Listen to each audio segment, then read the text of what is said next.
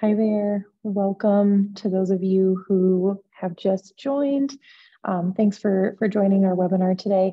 We're just going to give folks a minute or so to sign in, and we will begin our webinar shortly. Thank you so much.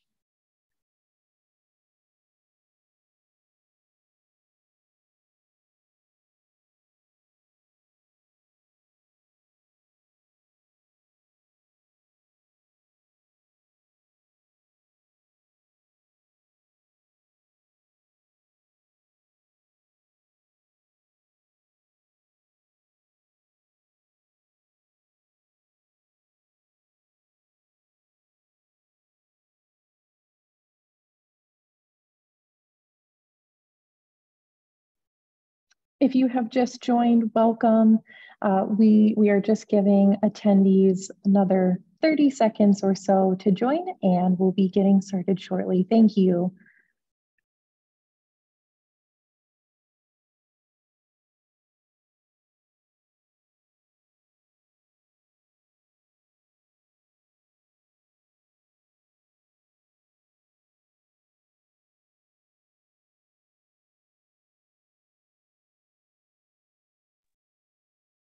All right, so we are going to get started. Good morning, good afternoon, good evening. Thank you so much for joining our third and final webinar about the Stevens Initiative's 2022 Virtual Exchange Grant Competition. Today, we're just going to be going over some final reminders, some highlights of the competition, and spending time answering your questions. So if you have any questions that you'd like us to answer during the presentation, please do submit them in the Q&A box that's at the bottom of your Zoom screen, and we will be addressing them during the second half of this presentation. I also just wanted to remind you all that the Stevens Initiative has been maintaining a frequently asked questions document on our website. We've been updating that document following previous webinars that we've hosted and following emails that you all have reached out to us about. So please do check that out if you have any questions. And we'll also be happy to address your questions during our presentation today. We are not sharing the slides from this presentation, but we are recording this webinar just as we have recorded our previous webinars. You can check that out on the Stevens Initiative's YouTube page. Usually our recordings go up within about a week or two after the live webinar. So, I'll just very briefly introduce myself as well as the colleagues who are joining me for this webinar today. My name is Andy Schaefer with the Stevens Initiative.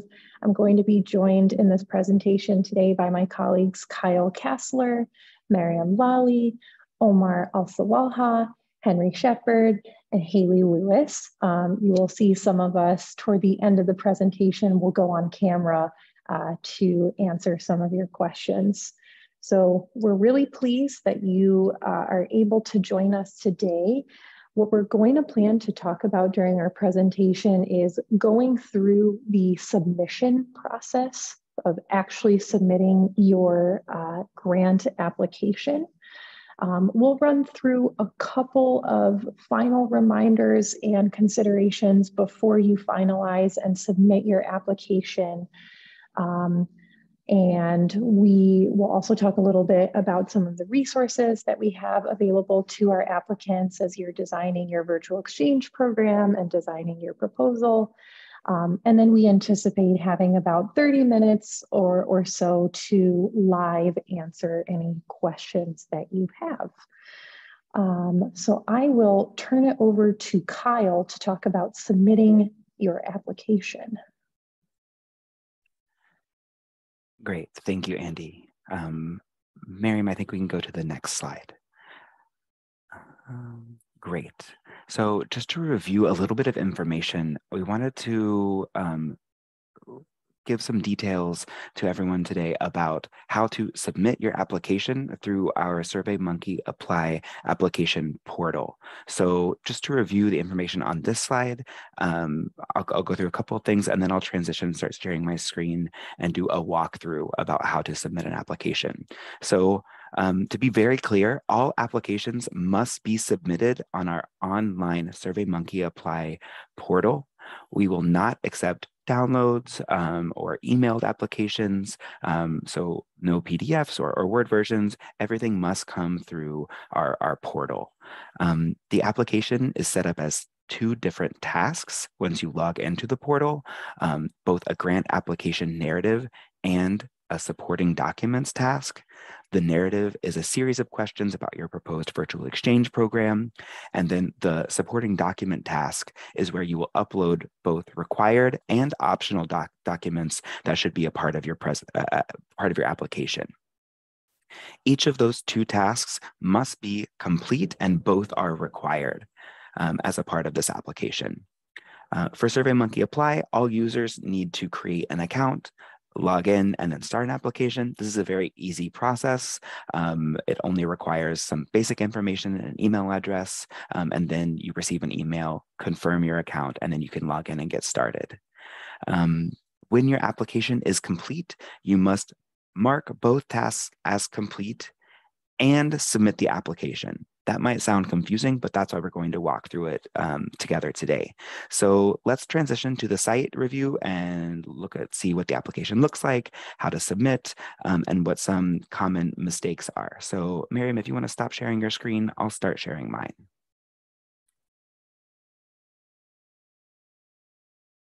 Great. So we're going to start here at our Stevens Initiative website. And so you'll see the big orange banner at the top that says the Virtual Exchange Grant Competition. We learn more here. And then we can navigate to the call for proposals. So if I click the call for proposals, it takes me to our SurveyMonkey Apply website. So obviously I'm in here a lot. And so it just recognizes me right here, which is great. If you haven't made an application, you'll see a spot to say create a profile or log in, and then you can go through that process. Again, it's really easy. Once you have an account and you log in, you will see this grant opportunity, and so you can click there, and then you can click apply to start an application. Since I've already started an application, I can just click see my application. And so once you've begun the process, this is what it looks like. So we see here my test application. We see a couple of things on this page. So we see 2 tasks, an application narrative task and an application supporting documents task. We also see a couple of different things on this page. I can preview my application. And so I can look and see what I've already applied or what I've already submitted. I can go back. I can also rename my application, download, or delete my application. So let's start with the narrative. So I've already started my application, so it takes me to the very last page of the application. So if I would go here and I would say, go to the previous page, you would see some of my answers to those application questions. Obviously, this is just a test, so these aren't very good answers, but this is what I've submitted. And so then you can go to previous pages, you can go to a next page, and you'll see also that this is a multiple page form, and each page has required questions. And so if you're just looking at the form and you're not ready to submit an answer yet, you can just put a placeholder like yes or NA, and then you can save and continue editing, and then you can come back to it later. But since I'm ready to submit my application, I'll go to the final page and I will do a couple of things. So I'll make sure to read all of the information here. It gives me information about how to submit this application, including talking about the other task. But once I am finished, I'll sign my name, and then I click Mark as complete. Once I click Mark as complete, you'll see that this task has a green arrow or a green check mark next to it. That means that task is complete. I have the opportunity, I can scroll through and look at all of my answers, and just to make sure that I did everything correctly. If I see that I made a mistake, what I can do, I can go to these three dots above, I can do a couple of things. I can download, I can reset my application, or I could edit my application. So let's imagine that I see a mistake. I can just say edit. That'll open my application back again. I'll go to the correct page by hitting previous, correct the information, save and continue, and then I'll mark as complete again. So let's say I reviewed, everything is good. Okay, this first task, the application narrative, is done. I feel really good about it. So I can go back to my application, and I remember that I need to complete the second task. So the second task is the application supporting documents task. So let's open that up and see what it looks like. So the supporting documents task has a long list of instructions that everyone should read. You should review all of the supporting documents listed below. You'll notice some of them are required. Some of them are required if they're applicable to your organization, and some are optional. So read through all of the prompts. You'll also see that some of the supporting documents have a template that we provided for you. And we will say, download this template, fill it out, and upload it. And so to download the template, we just click it and we see it starts downloading on my computer. I can open it, fill it out, and then upload it. If I scroll down to the bottom, after all of these prompts that you should read, you'll see the place where I can attach the files once I'm ready to attach them. So you'll see we list the different formats that we accept for different files. Again, if we supply a template, you must upload the template in that version. So if you're uploading the budget, you have to use our budget template, for example. Let's say I am ready and I want to attach a file. So I click the green button. I go find the correct application or the correct file on my desktop. I select it and I see it uploading. I see a check mark, and then I see it here. I see it uploaded. So a couple of things that I can do once I've uploaded a document, I can either edit it, I can preview it. So let's look at a preview. So this is the document I just uploaded. The only two words in it are application test. That looks good. I was ready for it.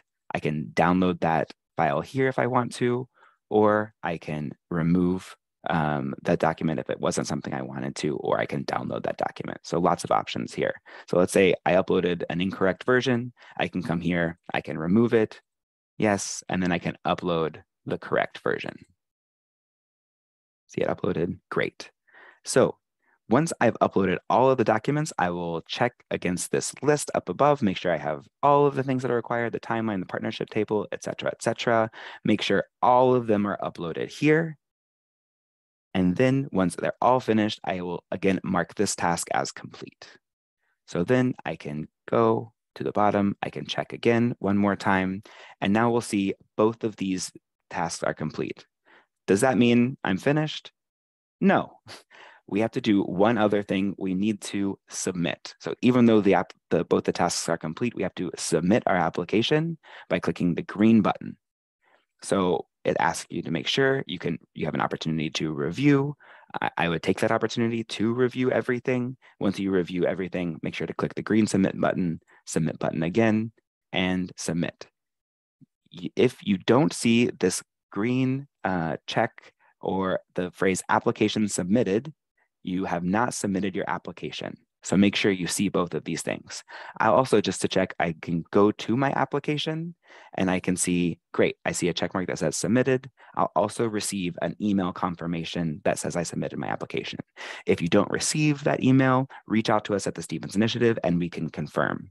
So again, do your part to make sure you've submitted all of the correct documents, the narrative, and fully submitted your application.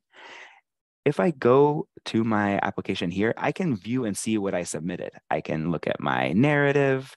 I can look at everything. If you notice that there is a mistake, you'll see like, oh, I can't edit it because I've submitted it. That's okay. If you need to make a change, you can reach out to us at Stevens Initiative at aspeninstitute.org and let us know. We can reopen your application so you can make the change and then resubmit. We're here for you. So a couple of things I wanted to mention really briefly before I turn it back over. The most common mistakes when it comes to the application process is not fully submitting. So not seeing this submission yet, and you've only, for example, marked your 2 tasks as complete. That's a common mistake. Not checking your answers in the narrative to make sure they are correct. That's another common mistake. So make sure you review your narrative a couple of times to make sure all of your answers are correct. And the last common mistake I wanted to mention was uploading an incorrect document. If you upload maybe like the wrong version of a file, or you upload the wrong file, we want to make sure you don't do that. So we encourage you to, again, to go in and review those documents, see what you uploaded by checking here at the bottom. If you see something that's an error, let us know, reach out to us before the application deadline. We can reopen your application for editing. You can correct the mistake, and then you can resubmit. So I think that's it. I'm going to stop sharing my screen and let Miriam start again, and I'll turn it over to the rest of my team.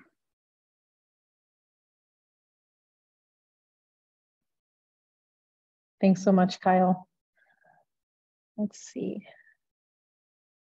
I'll get back to talking about just a couple of additional reminders and considerations when you are putting together your application. So you have likely seen, if you've seen our call for proposals, that we're offering 2 different types of grants, scaling and seeding grants. The description is here on the page. It's also in our call for proposals. What I want to talk about very briefly is a common question that's come up during this open application phase, which is how you may want to consider whether or not your organization should apply for a seeding grant or for a scaling grant. So just very briefly, you will want to consider your organization's experience with virtual exchange.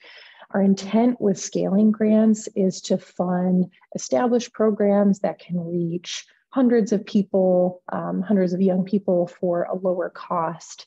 With seeding grants, we're looking for new or early stage programs that will reach a smaller number of young people for a higher cost. Proposals that are coming in for seeding grants should justify a need for this new program and how this new program might fill a gap in the virtual exchange field. So, just as an example, why have you decided to create or propose this new program rather than, get your organization or your school or your institution involved in an existing virtual exchange program? So fleshing that in your proposal will be helpful. An organization can also submit proposals for both. You may say, we have an established program that we'd like to submit for a scaling grant, and we also would like to try something new, and we'd like to put in a proposal for a seeding grant. That is okay. Each proposal will be considered separately, and you would also just want to ensure that there would be no double dipping of participants or of resources in these 2 grants should both proposals be funded. I just want to talk briefly again about who is eligible to apply for a grant in this competition. So applications must come from organizations that are based either in the United States or in the Middle East or North Africa or the MENA region. US organizations must be tax-exempt nonprofit organizations. This includes educational institutions. And MENA region-based organizations must be nonprofit organizations that are registered in the country in which they are operating. Very briefly, because this has also come up a couple of times during the competition phase, this registration requirement does not mean that a US-based organization that is applying for an award needs to be registered in the MENA countries in which they are proposing to do work. We would assume that if a US-based organization is working with a MENA-based partner, that MENA-based partner may be registered in country. And from a risk perspective, the applying organization, may want to ensure that you're checking on that when you're putting together your proposal. A US-based organization that's intending to work with MENA region partners through a sub-recipient relationship must ensure that you're adhering to federal guidelines that are outlined in the uniform guidance, which indeed would require appropriate in-country registration on behalf of the MENA partner.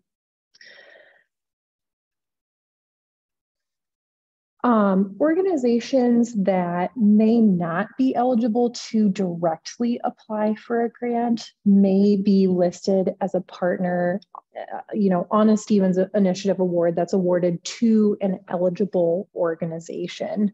So if you are a for-profit organization, for example, you would not be eligible to be the prime recipient of a Stevens Initiative Award. But if you were working in a capacity, say on like a curriculum development capacity with an eligible Stevens Initiative grant recipient, that would be allowable.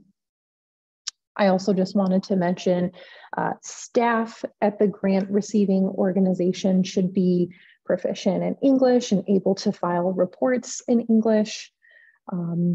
Past and current recipients of Stevens Initiative grants or U.S. Department of State funds are eligible to submit grant applications if the proposed work does not involve any overlap in staff, curriculum, or participants with currently funded work.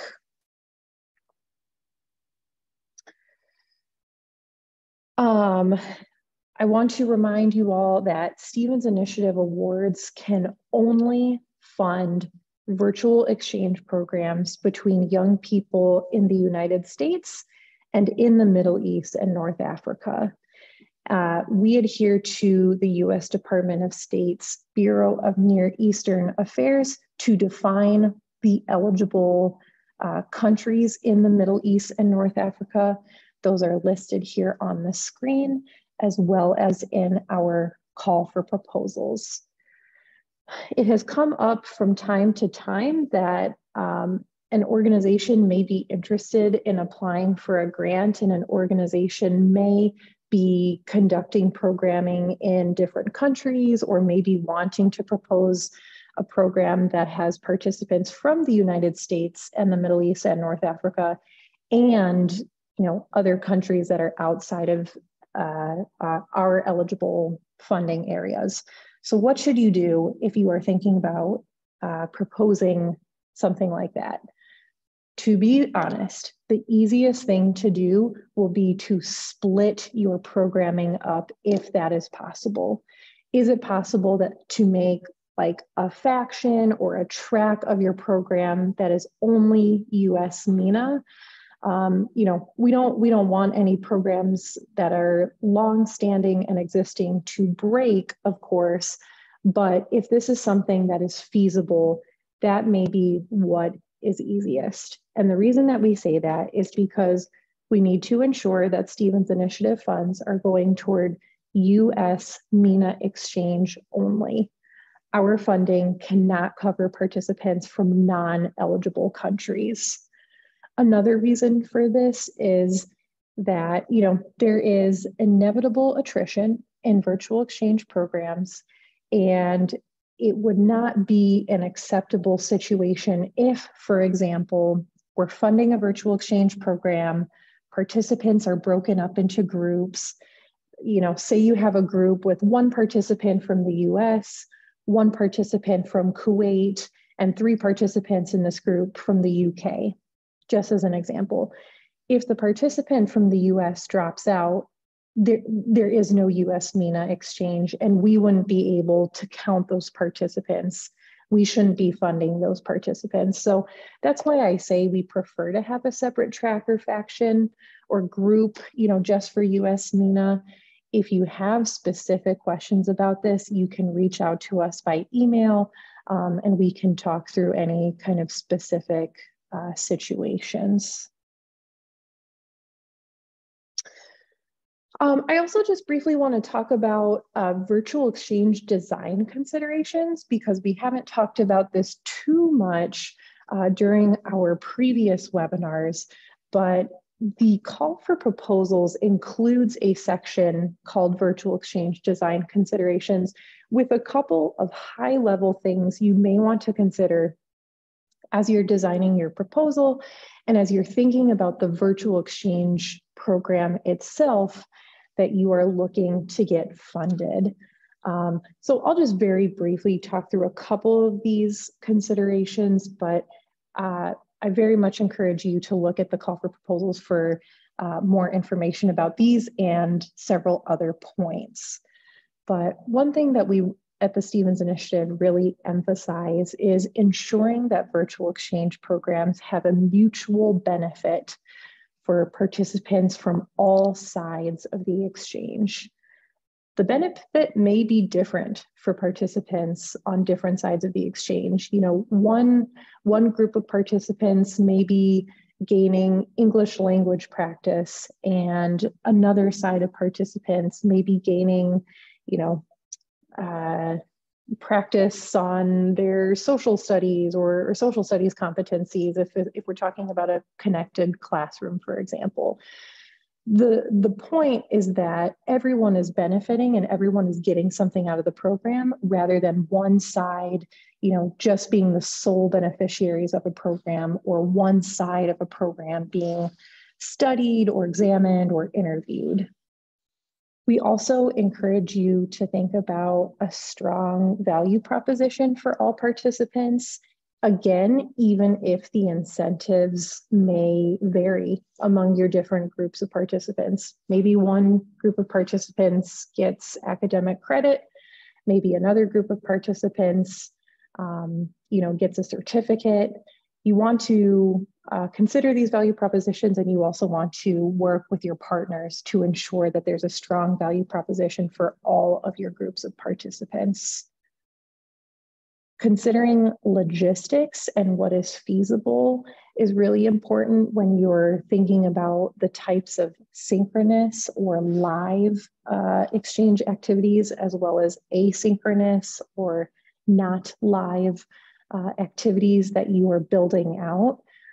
Again, very important to consult with all of your partners on building this activity plan out, and consider, you know, what's going to be reasonable and what's going to be feasible for all of your participants and partners.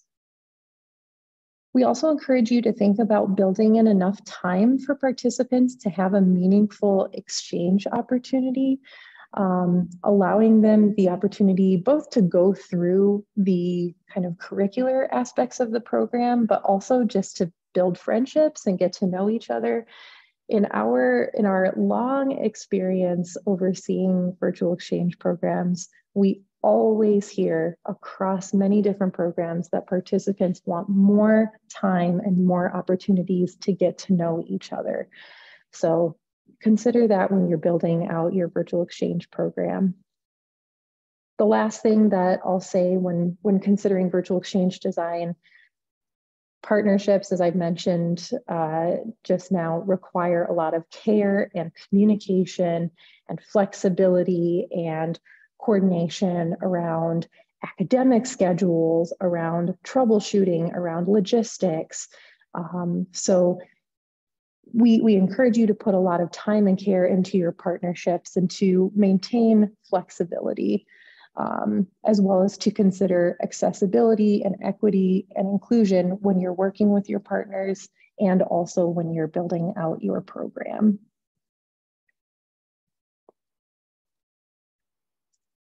Just very briefly to cover budgeting again.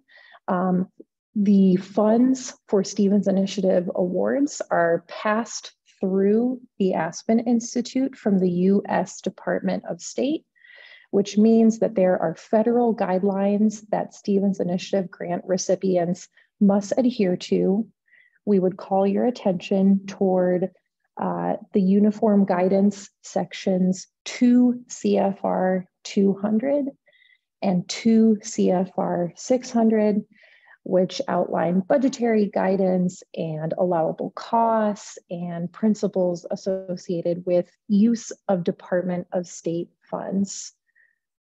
I want to also reemphasize that Stevens Initiative awards are cost reimbursable, which means that when you receive a grant, you submit invoices to the Stevens Initiative for costs that are incurred. This typically happens on a quarterly basis, and we then reimburse you for those costs. You should take a look at the uniform guidance when considering what costs you want to put into your budget and whether or not those costs are allowable. Generally, when you're thinking about building out your budget, you want all costs to be aligned with the proposed activities. You want those costs to be allowable, reasonable, allocable, which means it's necessary to conduct the proposed work, and then again, necessary to conduct the proposed work. The last thing that I want to mention on budgeting is something that you may have seen in the call for proposals, which is that an applicant cannot request more than 80% of the applying organization's FY21 operating budget. This means that you will want to look at your fiscal year 2021 operating budget. Your request can only be up to 80% of that budget. The reason for this is that because our grants are 2 years long, we assume that costs would roughly be split between the 2 years of the grant, meaning that in a given year of our funding, our funding would comprise 40% or less of the organization's operating budget. So in other words, we want for our funding not to comprise a majority of the organization's budget. We don't want to flood an operating budget with one funding source through our grant. And we also want to ensure that the organization has the capacity to manage a federal subaward, which includes a lot of requirements that are outlined in the call for proposals. So just very briefly, a couple of additional reminders. Make sure that you're concisely including as much detail in your application as possible to help the review committee understand the program that you're proposing. Take a look at the scoring criteria questions that are listed in the call for proposals to help you shape your virtual exchange program and your proposal. Please do consult the other resources that we have available that I'll talk about in just a moment. And lastly, the deadline to apply is September 29th, 2022 at 5:00 p.m. US Eastern Time. Like I mentioned, we have a lot of resources that are available to our applicants. I talked about the virtual exchange design considerations that's in the call for proposals. We have also hosted 2 previous webinars about this competition that have been recorded and are posted to the Stevens Initiative's YouTube channel. You can take a look at those and watch as many times as you would like. You can also visit our website. Kyle was showing us that page just a moment ago, and I'll run through that again very briefly, but we have a section where frequently asked questions about this competition are updated regularly, both after webinars and following emails that we receive. We also have a section that includes feedback on applications from our 2020 grant competition. Our website has examples of previously funded virtual exchange projects. We also have a resources page for other virtual exchange resources. And if you've decided that, for whatever reason, this competition is not a good fit for you or for your organization, we have an engage page that has options, to get involved into existing virtual exchange programs and other opportunities to get involved in the Stevens Initiative's work. So check that out. And then I'll just show, we'll show a couple of screenshots again where you can find some of this information on our website. This is our website, stevensinitiative.org. You'll see that orange banner that Kyle was mentioning earlier about the virtual exchange competition. Click there, click learn more. And then that will take you to our kind of competition landing page where you can access the call for proposals, the platform to submit your application, and all of these other resources on that page.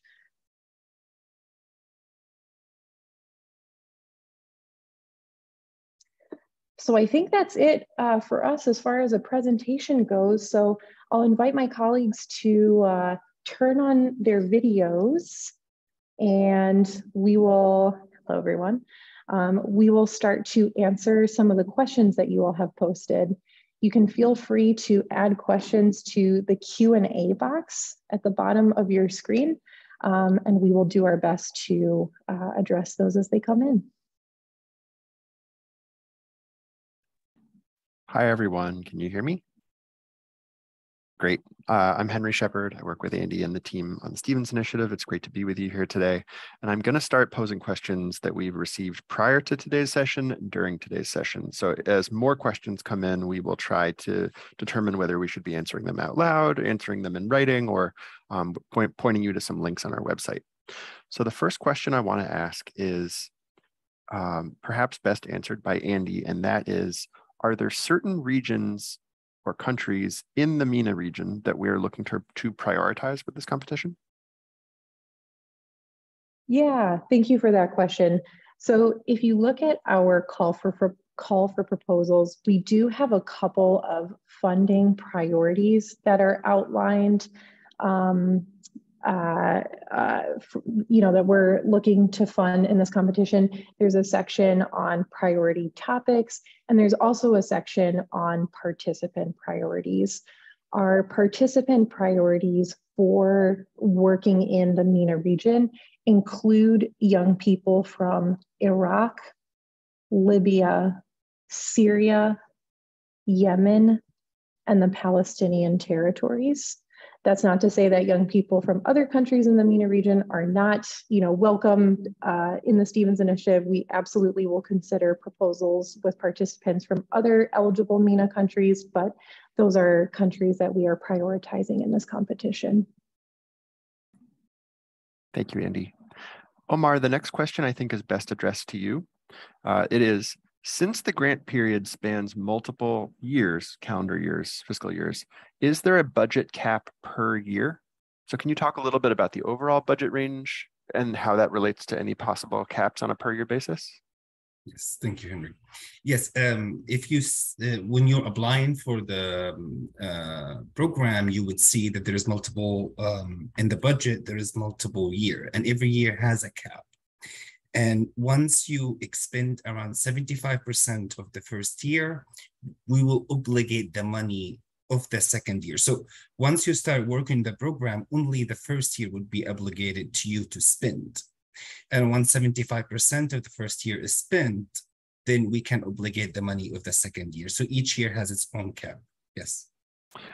Hypothetically, if an organization was going to be running a scaling program and they were going to be requesting, let's say, $500,000, is there a minimum or maximum amount of money that they have to put on their budget for any given year? Could they put $400,000 on the first full year and $100,000 on the second full year? Are there rules about whether it has to be spread out? I think normally we see spending somewhat evenly spread over time, maybe with a little bit more upfront and a little bit less at the end, but are there actual rules about how they should be doing that kind of timing?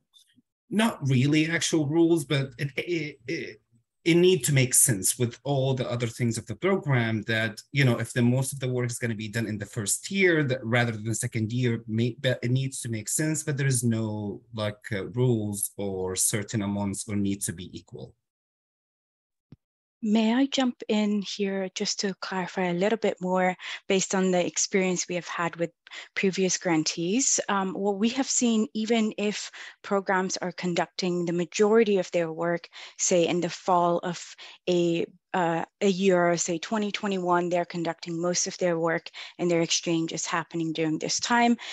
What we recommend and what we have seen work best is that the majority of the money is definitely put into that time period. However, there is still a lot of costs associated, especially with closing out, especially with closing their financials, as well as making sure that the alumni opportunities and activities that are conducted in the spring semester or in the summer are also accounted for. So as Omar mentioned, you definitely need to consider what the program structure looks like, but we do not recommend putting all your money and funds into one time period, because you need to account for all the times, the period of performance throughout. We have a question here about how much time an organization should propose to spend on virtual exchange activities each week. What should the young people in the program be experiencing? And I think we've made clear there's a range. Does someone want to reiterate maybe a little bit about the sort of advice we share, or sort of some context that we like to share with folks who are thinking about how to design their program? I'm not sure who would like to start answering this one. I can start, and then definitely kick it over to other colleagues.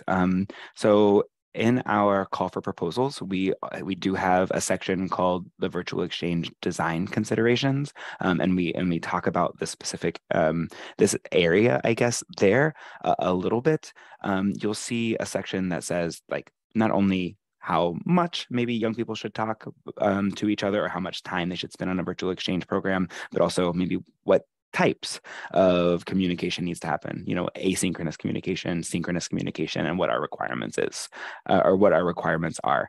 To be totally transparent, we don't have very specific rigid requirements for the type of communication, but reading the duration and contact hours. So we say, and this is based on some of our research that we've done with different types of virtual exchange programs, not only at those programs funded by the Stevens Initiative, but others that we research or see that are being implemented, that many virtual exchange programs involve youth participants in 8 to 30 hours of communication, usually over 2 to 8 weeks.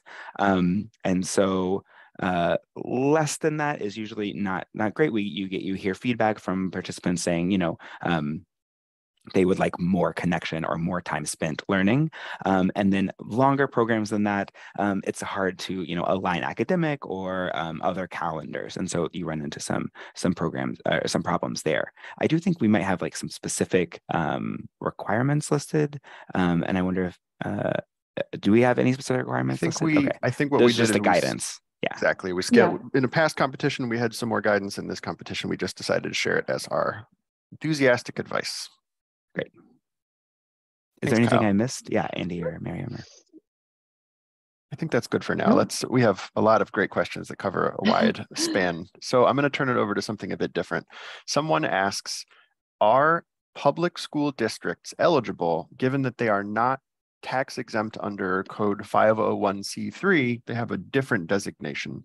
So what's our position on whether, US public school districts are eligible to apply for a grant? Unfortunately, for the purposes of this competition, we're targeting people who have the 501c3.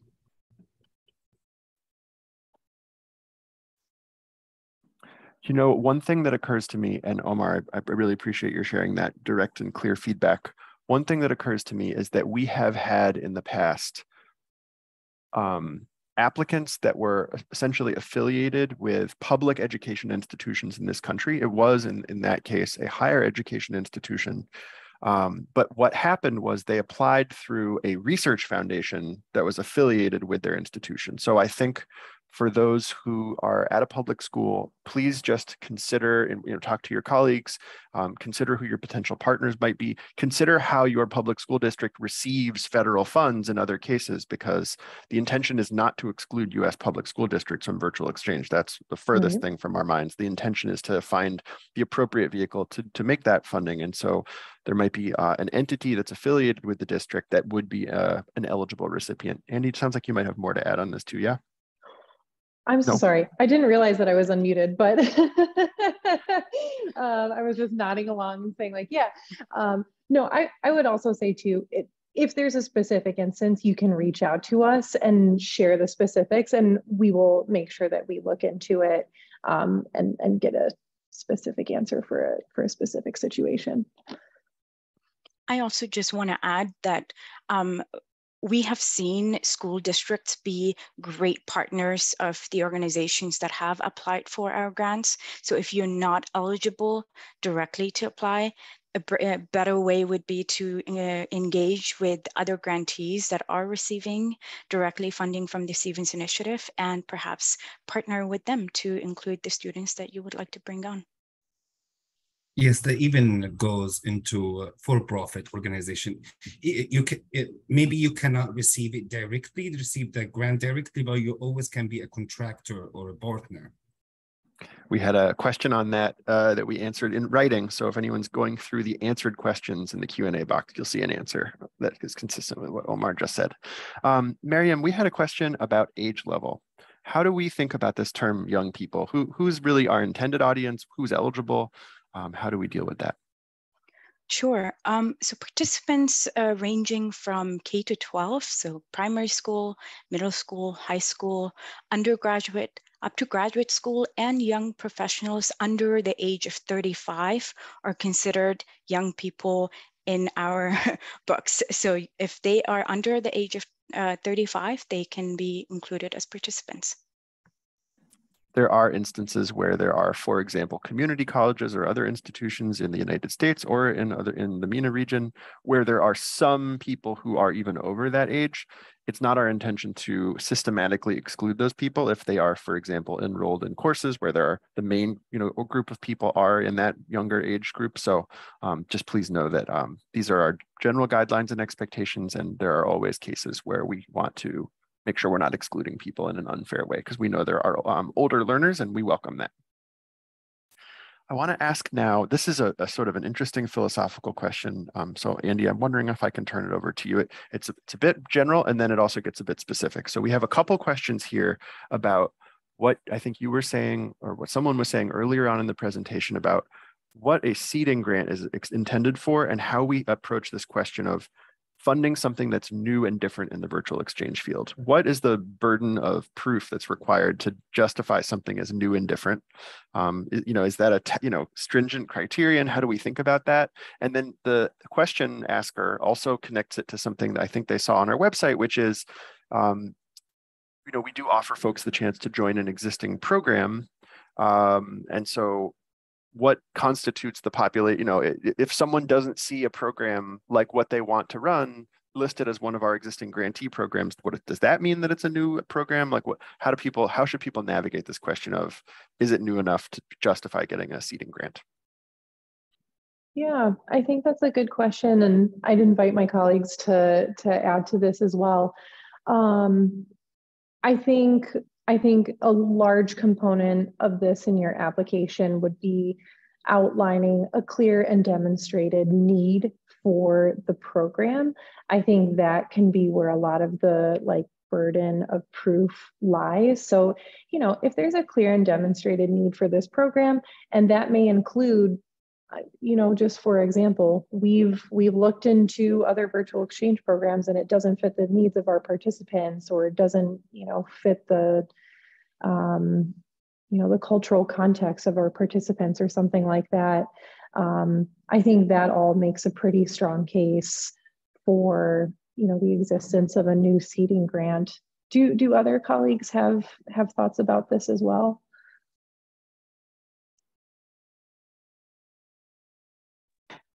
I agree with what you said, Andy. I think our intention when we included, a seeding grants and characterize them as, new or innovative, I think we meant for that to mean, fills we spell it out in the call for proposals. We say fill a gap in the virtual exchange field. That we didn't say, a program that we've never seen before. So maybe it fills a gap in like the community that you're intending to serve, even if it might be similar to a virtual exchange program that exists and that is serving another community. Good point. Very good point. Thanks both. Okay, this is a tricky question, so maybe Omar, you can start, and Andy, you can weigh in as well based on our history. The person is asking, can faculty include a teaching buyout or summer salary in the budget? And I think the technical answers may be a little complicated, but generally speaking, I think what we can affirm is that faculty time, compensation for faculty time, is allowable, and then technically exactly what that looks like is something we can shed more light on. Omar, where would you start with this?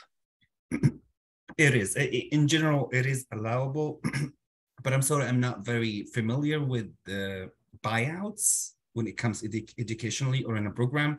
But in general, I don't see why not these expenses can be on a budget. Yes. Andy, what does this typically look like for us when we see faculty take on facilitator roles or sort of program administrator roles? What do we typically see in a budget? Yeah, it varies based on the university, and typically when universities are submitting a proposal, they're working with their sponsored projects office, and sponsored project offices typically have very strict guidance on how budgets are built and how grants are submitted. So we defer to the policies of your sponsored projects office.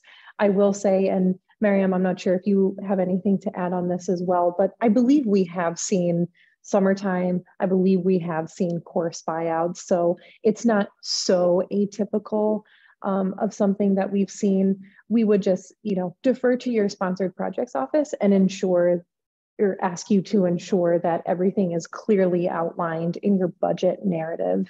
Did you want to add anything else on that, Miriam? No, I think you nailed it, Andy. We have seen, as you said, these things on the different budgets that we have received, and it really does depend on the university policy. So consult your university policies before writing down those budgets, and also consult the faculty. I think one other note that I would add is faculty are both can be faculty members who are teaching the class as well as facilitators, or there could be additional individuals who come in and facilitate these virtual exchange sessions, and then the compensation would look different. So depending on the role of these individuals as well, the budget might look slightly different for each program. Thank you all. We have a question about the different kinds of configurations that we can see, and I'll try to summarize it because it's a bit specific and I think it can be made broader. Someone asked whether an entity can apply for example, a seeding application with a partner in the MENA region. So a US organization applies for a seeding grant with a certain MENA partner, and then another organization in the MENA region, so a third entity, they decide to apply for another grant, and they want to list that other US applicant as a partner on their proposal. So can you be written into multiple proposals? Andy, you kind of spoke to this a little bit before, but how would you advise people on this question of what's allowable and maybe what's advisable? Yeah, I can start, and then, Miriam, maybe Omar, you may have other thoughts as well. It would be allowable for an organization to, be written into multiple proposals, or some other different configuration, be an applicant on a proposal and be written in as a partner on another proposal. That's all allowable. One important consideration that we would encourage you to think about is ensuring that there would be no double dipping of participants or resources should both or all of these proposals be funded. So let's say I, Andy, am written into the main grant application at 100% staff time as my level of effort. That means all of my time is dedicated to this project. I can't be written in as a partner on another proposal at 20% of my staff time, because 100% of my staff time is spoken for on that other proposal. And if both get funded, I can't give theoretically 120% of my staff time. So you would want to make sure that there would be no overlap or double dip of resources or participants. To like broaden it and to maybe talk a little bit more abstractly, I would guess I would also consider organizations to just examine what their overall organizational capacity would be. Would you be able to, for example, manage a federal subaward, manage multiple federal subawards, manage multiple partnerships? So that might be something that you would want to consider as well. I would add just to go on what you said, Andy, you've used this phrase double dipping a few times, and I think it's very evocative, but to be clear, what that means is you can't count the same work, you can't count the same participants, you can't count the same funding on two different Stevens Initiative grants or one Stevens Initiative grant and then work as part of a different grant, sub grant. So it needs to be wholly distinct. And I would add to the list of things you need to be really confident you can do would be tracking all of this so that you can keep, if let's say you are involved in two different projects, making sure your records are very carefully kept so that you can always distinguish between time being spent on one thing and time being spent on another, a participant or classroom or group that's involved in one program versus a completely different, properly separate, labeled, and everybody knows what their role is, group that's doing something else. The time it takes to actually track all of this stuff and have good records and make sure you're on top of it and support all the people who are involved so that everybody's having as good an experience as possible, not just the most enthusiastic people are having a good experience. It's a lot of effort and something we really encourage you to keep in mind at every stage of planning and proposing and conducting a program. I want to change. Go ahead. Sorry. Can I just mention one more thing? Sorry. Kyle just reminded me of an additional very important point. You would also want to ensure that all of the multiple or several funding sources would still not violate that 80% of your operating budget rule. Good point. Thank you. Appreciate that. Okay, I'm going to answer one of these myself, and folks can wave their arms frantically if I'm answering it wrong, and then I'll put one more question to Omar, and then maybe at that point we can wrap up. The question is, what role can the Stevens Initiative play in connecting entities that are interested in working together on a proposal right now? Can we help you find a partner? We try to be really careful in how much we do this because we want organizations to put forward their best idea of what they would be doing, and we don't want to become too involved in planning. We do try throughout the year outside of competitions to be supportive and helpful and help people connect. But once the competition is running, we want to try to be somewhat hands-off. That being said, we think that there's a pretty lively conversation about virtual exchange on Twitter and other forms of social media. There's also a very good Facebook group called the Virtual Exchange Coalition, which you can find pretty well, has hundreds of members. There are other entities that maintain lists or are message boards for other sub-communities, like the higher education community has something called COIL Connect, which is great. So we would just encourage you to go out and find those on your own and do the best you can that way. So the last question did someone want to add something? Maybe the only other thing I would add, Henry, another resource is our survey of the field. We have done two different versions of our survey of the field in the past 2 years. And a part of that report on our resources page of the Stevens Initiative website is a link to the virtual exchange programs that are represented in that field, in that report. And so you could follow the link and get in contact with the people listed on those websites in case you wanted to partner. That's the last thing, sorry. Great. Nope. Great point. I'm sorry I missed it. We put a lot of effort into maintaining that list and making sure we represent people well there. And we put in the links so you can follow to get to their work. And so, yes, we strongly encourage you to consider that a resource as well. A lot of them work in other parts of the world, maybe not in the US or the Middle East and North Africa, but it's still a great place to check out for potential partners. And we hope that people can make good connections there. Okay, the last question I want to pose is to the question for Omar. How should an organization go about determining whether a partner is appropriate to work with or whether they have any red flags associated with their international work, such as being on any kind of terrorist watch list?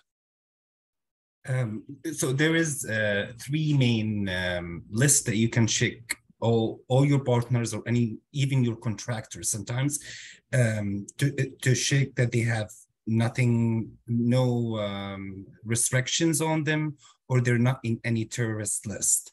There is the UN sanction list, and you can also check on organization and institution and entities in SAMS.gov.